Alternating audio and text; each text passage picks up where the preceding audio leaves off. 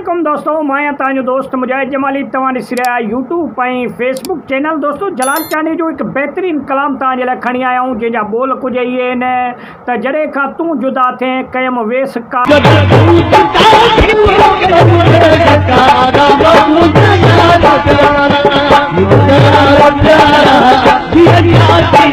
दोस्तों तमामु बहितरीनु एल्बम आहे ऐं जेको आहे सो इन एल्बम खे तमामु घणो जेको आहे सो सिंध में पज़ीराई मिली। इन जो हिकिड़ो कलाम तव्हांखे इन वीडियो में ॿुधाईंदासीं, जेको तमामु बहितरीनु कलाम आहे, जंहिंजा ॿोल बि इहे तव्हांखे मूं ॿुधाया त जॾहिं खां तूं जुदा थिए मूं वेस कया कारा। दोस्तों, जलाल चांडी जा उमूमन जेके एल्बम निकिता उहे सभई तमामु घणा वायरल थिया, लेकिन कुझु चंद एल्बम गिनिया चुनिया जेके आहिनि जलाल चांडी जा उहे तमामु घणा सिंध में वायरल थिया। हिन वक़्त जे अगरि सोशल मीडिया ते ॾिठो वञे त इन्हनि में हज़ारनि ऐं मिलियन में व्यूज़ आहिनि, लखनि जी तादाद में व्यूज़ आहिनि। त इन मां इहो अंदाज़ो लॻाए सघिजे थो त इन्हनि कलामनि खे माण्हू पसंदि कनि था।